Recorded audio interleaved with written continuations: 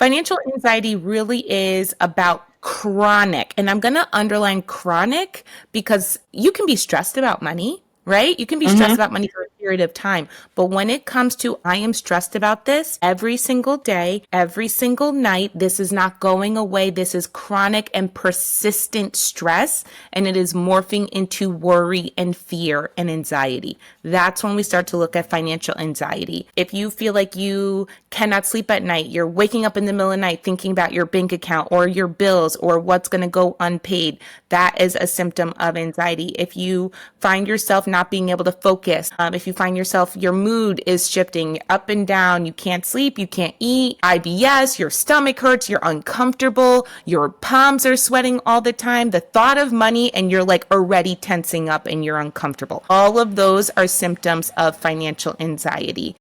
Welcome, welcome, welcome back to a brand new season of the Money Mindset MD podcast, where we challenge the traditional playbook on money and medicine. My name is Dr. Temi, and I'm a physician entrepreneur, ER doctor, and locums physician. Each week, I sit down with physician investors and entrepreneurs who are building wealth in creative ways beyond clinical practice. If you are ready to think differently about your income, leverage your unique talents, and create financial freedom on your own terms, you are in the right place. All right. So we're getting ready for another episode of the Money Mindset MD podcast. And I have a special guest here with us. Her name is Aja Evans. She's a financial therapist. I'm going to have her introduce herself to us, to the audience here. Let us know everything that you do, how you impact women, and some of the things that we face when it comes to like different money scenarios. Yeah, hi. I'm so excited to be here. Thank you for having me. So, again, my name is Aja Evans. I'm a licensed mental health counselor. I practice out of New York City. And I love to talk about money and talk about emotions. And all of that really came about because of my own experience. And I'm sure we'll get into it a little bit more. But in a nutshell, I had been feeling a lot of shame around not having enough money, a lot of shame around not being able to keep up with my friends when I was a therapist and they were all working in advertising or media and just different places, living our best life in New York City. And that's when the light bulb started to turn on for me around personal finance and how important it was to talk about our money mindset, to talk about our psychology around money, our relationship with money. And being that I have a mental health background, it was a very quick, easy segue for me to make it a pillar in my work. So I wrote a book called Feel Good Finance. I'm currently the president of the Financial Therapy Association while running my practice. That's me. That is awesome. All right. So can you let us know what is money mindset? Can you just kind of Yeah. break that down for us? So, I mean, it's a little complex. I think we want to believe that it's so simple, but it comes with so many layers, and those layers, because we're humans, are complicated. So, in a nutshell, your money mindset really is about how do you think, believe, and relate to money. So, thinking about, hey, my mindset around money is that it's going to come to me. Money is abundant. It's coming. Or your mindset could be, you know what? I have to work hard for my money. And those are just two examples of money beliefs that we have. But layered in there is our money story or our money narrative. And that is all the experiences you've had with money, all the experiences you witnessed your parents, aunts, uncles, grandparents navigating money, all those stories that may have come to you through the media or through friends. So our money mindset really is the culmination of all of our life experiences mixed with how we think, feel, and behave around money. That's so good. I love the way that you break that down. And so what would you say we have our like first, I guess, encounter with, money, like subconscious stories and things that we tell ourselves about money? Yeah, so I believe in child psychology and child development, if you will, we start to understand the concept of money around age 3 or so. So that's kind of like, oh, a quarter represents 25 cents and not so much the 25, right? They're not remembering that, but they understand it's representative of something that has value. But around ages 7 to 9 or so, that's when our money beliefs start to become a little bit more solidified in our foundation of how we think about money. And that's where the foundation of, hey, how was grandma talking about payday? What was dad talking talking about when we were doing really well and we were caught up on everything and we're going on vacations and going out to dinner. That's when some of the kind of foundational experiences that you've had with money really start to set in. Yeah. And I think it makes a lot of sense because, a lot of people on this platform are first generation, high income earners. And it's interesting that you find yourself, despite being removed from a scenario, maybe, you grew up not having much, right? Or there was like some poverty in your family. You find yourself almost still reliving some of those money stories, even though you're far removed from that, right? Even though you're making 6 figures, 7 figures, whatever it is, you still find that certain behaviors and certain patterns may still be a part of you. And I wanted to know from you, what are ways in which we can recognize some of those patterns and try to like give us ourselves more freedom? Totally. And this is something that I think people really need to start paying attention to and really being mindful around where it's coming from, because that is your story. And I don't think it's something that you can erase. You cannot get over it. I'm really a true believer in the body keeps score, right? Like your body has memory. It's not even just like, oh, mentally I remember this, but you might remember feeling scared, right? You might remember being like, where is the next meal coming from? Are the lights going to turn on? And these are just kind of more on the end of scarcity, but it could be in abundance too. And I think a lot of people have this idea that if your money mindset is quote unquote broken, which I don't think it could be broken, but I know people want to say that, people assume that it means that you were living in scarcity, that you didn't have enough. And I want to kind of break that myth to say, you could have grown up with a ton of money and still have a negative money mindset and still have a negative relationship with money. Just because you had the wealth doesn't mean that you are always in a position to feel good about that money. And I think that's really important for people to recognize too, because it doesn't matter, right? You could have come from little, you could come from a lot, and that's really important. So we'll start that foundation there. But what ends up happening, and it ends up happening with a lot of my clients that I see, is that those stories stick with them. And even though they may be, like you said, making 6, 7 figures, they may be in a place of wealth right now, it doesn't mean that they don't remember what it felt like when they did not have that wealth. So that could show up many different ways. It could show up in being fearful that it's all going to be taken away from you, being scared of having enough security. Do you have enough safety net? What can you do? It's going to like almost like the rug is going to be pulled out. All of your safety nets that you set up are going to just fail, and now you're going to be destitute, right? I laugh because it sounds so familiar. Yes. Right. It is a very real, true feeling. And I equate this similar to when people lose weight, right? So if somebody did a ton of work about recomping their body and feeling better about their body and getting to a place where they felt healthy in their body, everybody else could be complimenting them and telling them that they look amazing. But if they don't internally feel like their external looks, that's kind of where the disconnect is. And that's what happens with money as well. So I think it's important for people to take the time to, one, give themselves grace, to just say, you know what? This is a part of me. I was so scared back then. I was worried back then. I was fearful. I was avoidant. I didn't know where my next paycheck was coming. That is a part of me that is still there with me. And I want to let that other part of me know that I got you. I'm taking care of you. Now let's look at the things that we set up financially to make sure we're safe. And what I do sometimes with my clients is I walk them through what would have to fail, like literally walk me through what would have to fail in your life for you to be totally destitute, for your worst nightmare to come true. And for a lot of people, it's, okay, I lost my job. And I'm like, okay, great. You lost your job. How long can you live on the money that you currently have with no more income coming in? Okay. All of that money is just poof, gone. Now what? And we literally go through each step. And a lot of times people don't realize, I'm like, where'd all that money go? Right? Like what happened to it? What happened to the investments? What happened to this? Like what happened to that? You can't get a job in that time. You are completely unemployable now. Your skills don't matter. You know, and I think I can laugh about it now, when we're going through this hypothetically, but people really, really do struggle with this. But I do encourage people to get honest and walk through what would have to fail in their lives for them to be there.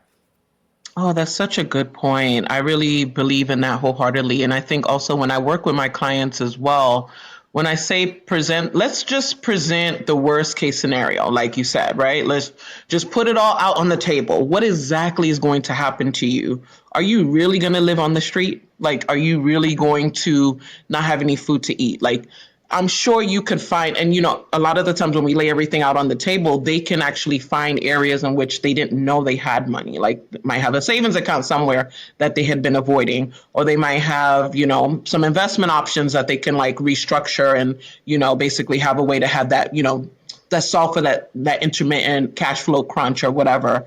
And so I think that it's important to really highlight that and talk about how your brain wants to take you there. So just go all the way there. And then Yeah. that demystifies the whole situation. So I love 100%. Let's that. hold the hand of anxiety, right? Yeah. Like, let's go skip together down the Mm-hmm. catastrophic event that you think is coming. And Mm-hmm. what I would also add to that is also like people. Like, Yeah. we might be thinking about our savings accounts, your investments, your income, yes, but are the people in your life going to allow you to be on the street? Are the people True. in your life going to allow you not to have a meal? And it That's doesn't a mean good that you one. need to depend on them 100%. But Mm-hmm. I know even before my parents might help me, my friends would Mm-hmm. 100% be like, oh, Asia, we're going to drop off some food. Like, Mm-hmm. oh, Asia, we're going to make sure that you're okay. Like, I think people forget that we also have communities, whether big or small, even if it's something small, like, hey, come over to our house and eat. That Mm. is still help, and I Mm-hmm. think we need to remember all of that needs to fail too. That is so good. I love that. I love that. I think a lot of the times you're right. We think about money in just such absolutes and abstract numbers, but then it's like, what about your community? What about the people that surround you that love you? And yes, like you said, they're not going to let you fail. So I truly love that. Now, can you walk us through what money trauma is and like money anxiety and like the differences between the two or how they relate?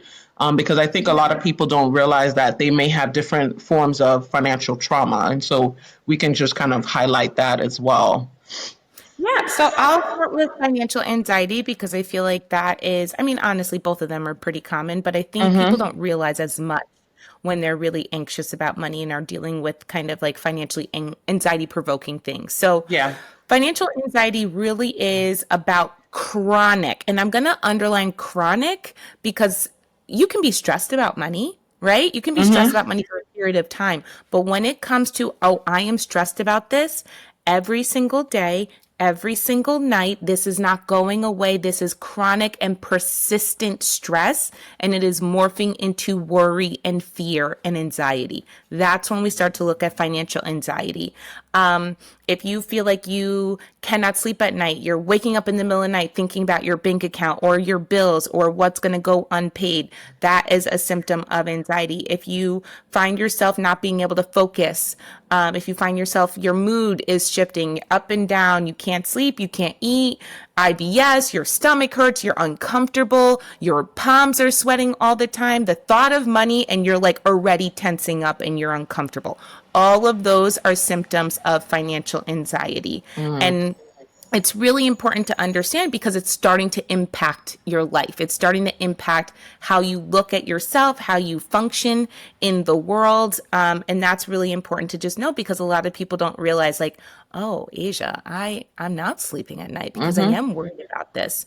And I'm going to highlight it does not matter how much money you have. I think there's this idea that people are doctors, you have a medical degree, you're doing it. Oh, I'm so proud of you. You've got it all figured out. You are killing it. You're not anxious about money because you're making all of this money, whatever all of this money is.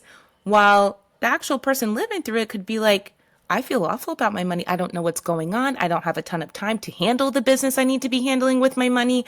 I'm spending my money because I want to have a good time. When I do have good time, it's mismanaged.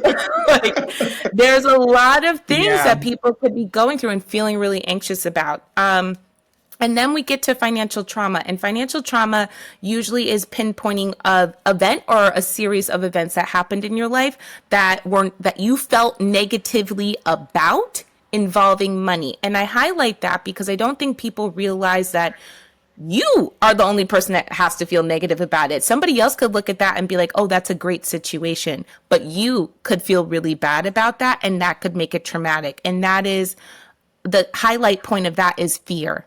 Right. So for some people could have been, oh my goodness, I came home and I didn't know we were evicted. All of our stuff was on the front lawn. That felt awful. For somebody else, it could have been, hey, I'm only paying for your college tuition. If you go study this, you have no other option. And this is what it is. And if you don't do that, then I'm cutting you off. Now that's coming from a place of wealth, but that is very traumatic and fearful to be like, I don't know what I'm going to do if I don't follow this directive. That is scary. Especially thinking about what age you could be during that point. So look at financial trauma as something that you experienced that really caused a level of fear around money. Wow, that is so good. And so when someone is experiencing that or has experienced that, what are they doing with the financial? Yeah, I mean, it can look many, many different ways, right? Like the infinite possibilities, if you will. So in those two examples I gave, for somebody who was evicted, it could be, okay, now I'm making that 6-7 figures that we talked about earlier, but I don't ever feel stable. I am always worried that one day I'm going to come home and my home is not going to be home anymore. Yeah. I'm always worried that somehow I'm not going to have the money to pay my rent, to pay my mortgage, that somebody's going to come in and take that away from me. Even though they know financially they're doing well enough, that fear may be there because of that traumatic event. On the other hand, of somebody, the person who, I'm not going to pay for your schooling unless you go, be a doctor, whatever it is. It doesn't matter what it is. But that could be, oh my goodness, if I don't listen to my parents, then I'm going to be destitute. If I don't do exactly what they say, I'm not going to be able to take care of myself financially. And what that could show up as is inability to make your own decisions, to second guess yourself in the decisions that you are making, to feel like you are not capable of making your own decisions because you've always had to look to somebody else to make the decision for you. Whew. That's so good. I'm like, it's deep work. It's deep work. It's very deep work. It is very deep work. And so I know you said that you experienced some things on a personal level. And so I wanted you to just kind of, highlight to us, because I'm going to also talk about some of my money woes as well.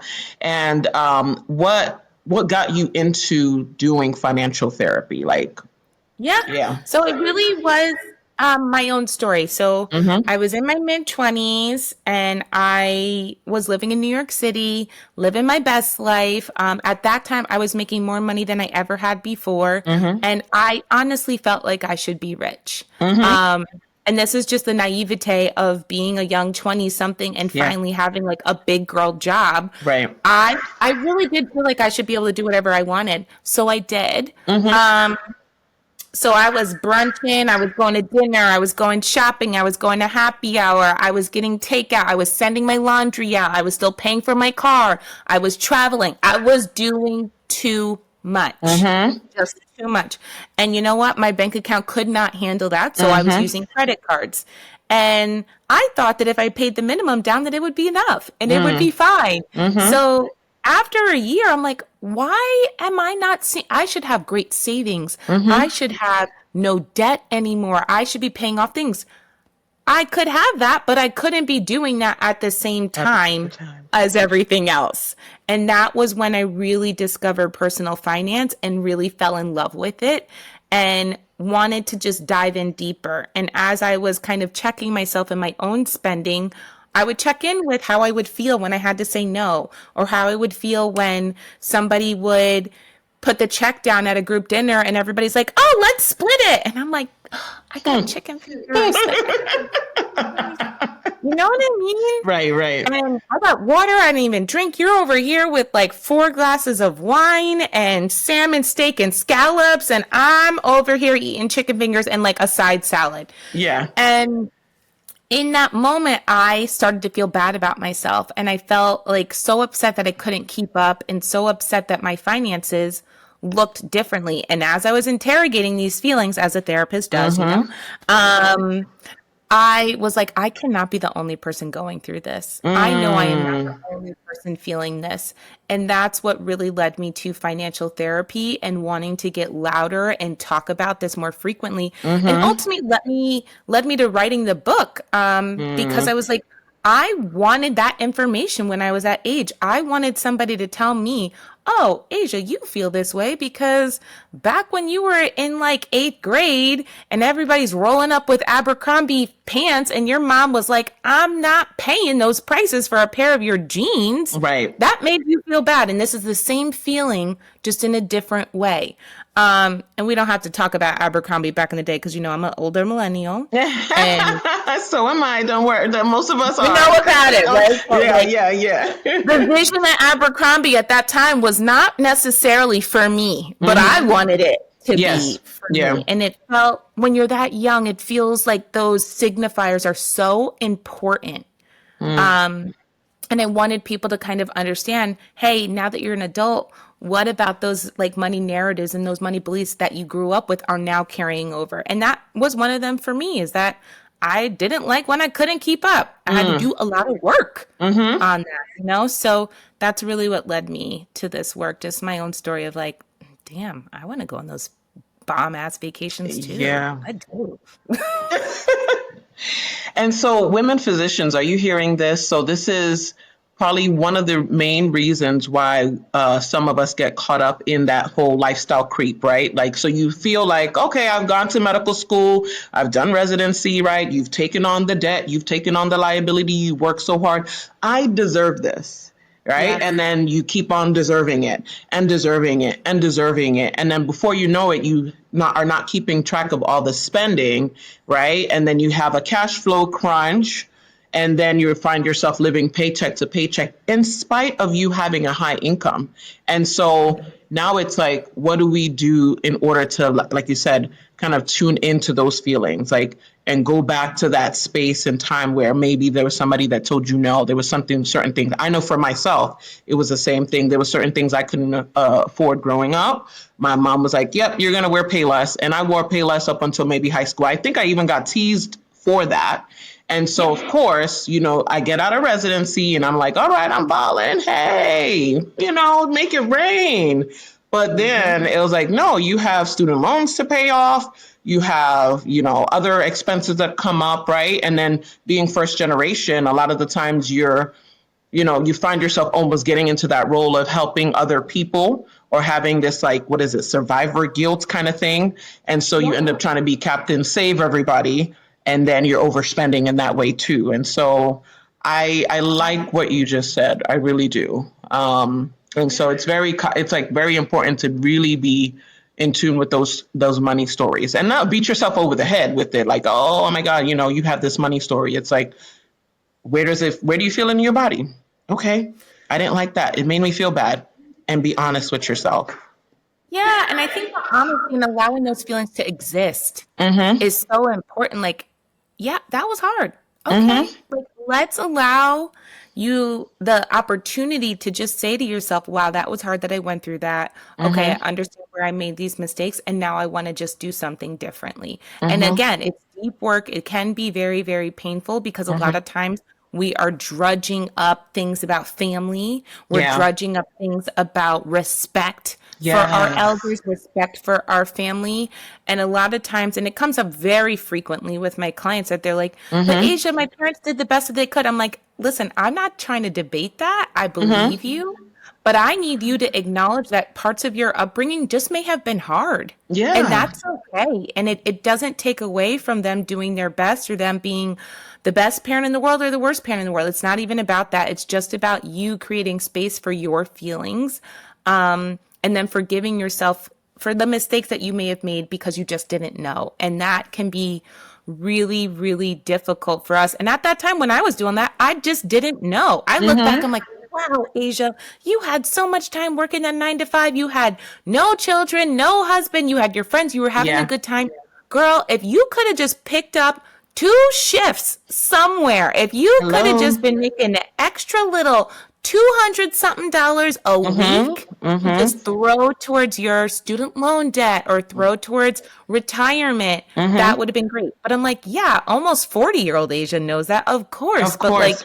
Mm-hmm. 23-year-old Asia, who was so happy to get out of grad school, so happy to finally have a job and hang out and do the things, like she was ready to be like, I deserved. And I did, right? We all Mm-hmm. deserve it. We just can't afford it all the time. And those are two different things. Mm. Oh, that's so good. We can't afford it all the time right now at the exact same time. Yep.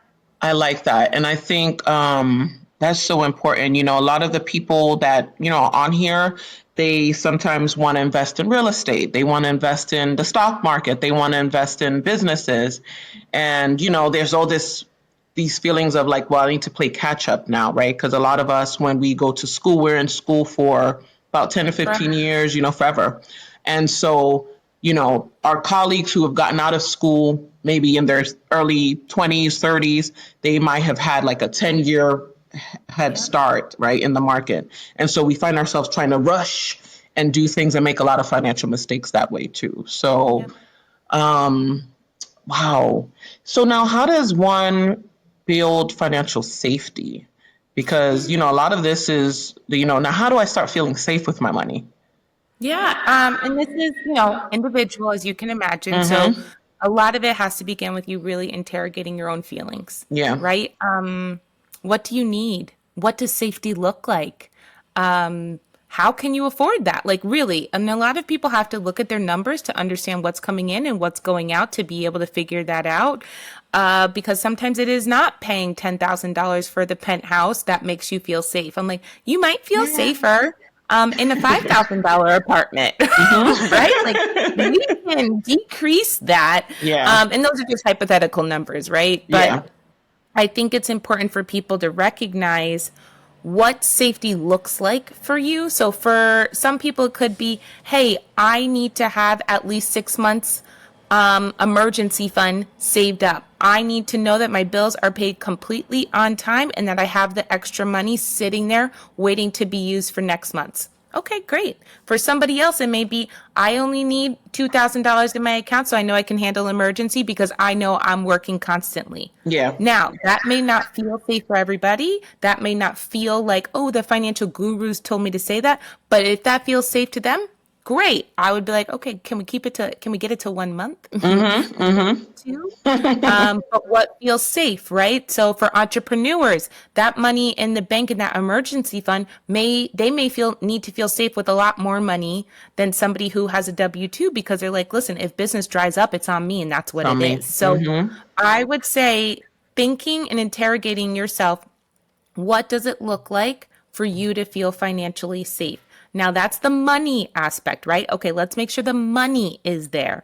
Now the mindset part is I know that money is just there to keep me safe, and I need to remember that it's there when my anxiety is spiraling and I'm feeling like the ground is shaking underneath me. I need to remember, no, I set myself up to be safe. Oh, I also need to remember I can keep myself safe because I already did this. That example of me having that emergency fund is me doing the right thing to keep myself safe. And sometimes we need that simple of a reminder. Oh, I'm capable of keeping myself safe. I'm capable of securing myself. And that can be really helpful too. But a lot of this, again, is deep work to really start interrogating those feelings and then formulating new neural pathways that Yeah. say, oh, I believe myself when I say I Mm-hmm. can keep myself safe. And sometimes, anxiety and trauma and life experience will have you believing that you can't keep yourself safe. So you do have to get to the place that you can actually affirm those messages that you're giving to yourself. That's so good, especially forming those new neural pathways. Hmm. Um, wow. And so I really like that. I really like that. And I think that a lot of the time the brain likes to forget that Yeah. we've done great things and phenomenal things. And we 100%. focus so much on the negative and what's missing and what's not there and where have we come and where are we trying to get to. And so I know I've done a lot of inner work for that as well. But my how all of this came about for me was that I completely got to a place of career burnout. Mm-hmm. And I was like now re-examining, like, well, how did this happen? I didn't think that would happen to me, right? I was like, I love my field, emergency medicine. I've pursued this career my entire life since I was 7 years old. This is what I've wanted to do. But I found myself chasing money. Mm-hmm. And I felt like, well, I got to a point where I was like at the peak of my career and feeling like, is this it? Like, okay, what about purpose? And so many things have changed in the landscape of like medicine. And so it was like private equity was also coming in. They were making a lot of changes, and it was like profits over patients. And it just didn't align with my values. And Yeah. so, but I didn't know how to articulate that at the time when I experienced the burnout about 2 to 3 years ago. And so, what I found was that I had such a negative relationship with money. I felt Mm-hmm. like I had to overwork. I had to make sure I had enough in my savings account. And even if there was a certain number that I felt like, oh, I got to, it was never enough. Oh, okay, well, Right. it got to be more. No, what if, okay, 3 months, no, 6 months. Okay, what about a year? And it was a never, and it was always a moving target until I was like, Yep. yeah, now, girl, you got to get help because this doesn't make sense. Right, and It it's does not not make sense. changing. And I think that and I'm so glad you shared that, because that is what I was going to add, is that understanding when enough is enough. Mm-hmm. What is the enough? And I think especially when it comes to life and lifestyle things, there is always going to be more. Always going to There be will more. always be more. There's always a different vacation. There's always another bag. There's always another fit. Always there's going to be more. Yeah. But do you really want it? Like, who is it for? Like, what Yeah. is this for? And really defining what is your enough, because you're right, it will become a moving target. It's 3 months, 6 months. No, I need a 12 month. And like, Mm-hmm. it wasn't about the money. If you were sitting on my couch, I'd be like, listen, this is not about the money. You got plenty of money. Yeah, This is right. what's Exactly. really going on. Yeah. What is really going on? Because this is not about the number in the bank account. So good. It's so good. So, you know, if someone wants to like reach out to you and like say, hey, I need help. Like, I want to have a better relationship with money now. What are some steps that they should take? Like, where can they find you? How can they reach you? All of those things. Absolutely. So you can always find me on the socials. So I'm on IG at Asia E Therapy. So AJAE Therapy. You can find me on my website, which is asiaevanscounseling.com. I am not taking on new clients right now. I do have a waiting list, so you can feel free to sign up for my email list, and that's where you'll get the notifications of when there are openings. But if Mm-hmm. you are ready to dive into this work and I'm not available, honestly, I would suggest just reading Feel Good Finance and Mm-hmm. starting the work then, because I'm really prompting you. It's like literally the way I talk here is the Yeah. same way I'm talking in that book. And Okay. we're really going to dive into the deeper things about what's going on for you, what's your money story look like, and then how is it impacting your money now. That is amazing. Okay. Yeah, because I was going to ask you, do you have any like book recommendations or like podcasts that you recommend for people who are ready to like actually dive in and do the deep work? Yeah, I mean, obviously, I'm going to say my book, Of course. which Yes. I do think is really helpful, but it depends on like where you're at. Like, if you were somebody, and I literally have the books over here, if you are Mm-hmm. somebody who's trying to dive into like more the money management side, because a lot of times people are looking for the relationship, money mindset stuff, my kind of work, but Mm-hmm. also looking for the personal financial education piece. Yeah. I really like Finance for the People, Paco de Leon's book. I think that's a Mm-hmm. really good book to pair with it. And then there are a ton of books coming out right now, really highlighting the importance of our money mindset. Trauma of Money just dropped a book, which is fantastic. Mm. And that's really great. So I would say, like, get into the financial therapy world, come dip in, slide into my Yeah. DMs if you're like, I need more resources. But Yes. by all means, start having these conversations with you, with your besties, Mm-hmm. because it's so important. And I want people to know they don't have to feel alone in it. Thank you so much. Thank you so much. Well, Asia, I want to say thank you so much for bringing such depth of knowledge that you have. I think it's going to be very insightful, very helpful for a lot of people. And for women physicians, this can be the starting journey to creating financial freedom. One, we have to be very in tune with our money mindset, some of the hidden traumas that we may have, things that make you feel like you're not getting ahead financially. And, I think it's important to really dive deep into that. And so thank you so much for bringing all that knowledge here. And I will make sure to leave your contact information in the show notes, as well as all of the book recommendations that you left so Awesome. graciously for us. Thank you. Well, that's another episode in the books. If today's episode sparked something in you, and if you're ready to grow your wealth, take control of your time, and create more freedom for yourself and the people that you love, then stay connected. Subscribe to the Money Mindset MD podcast, join the community, and get on the email list, because wealth building isn't a solo journey. Iron sharpens iron, and together we are breaking cycles, thinking bigger, and creating new possibilities. I am rooting for you, and I can't wait to keep growing with you.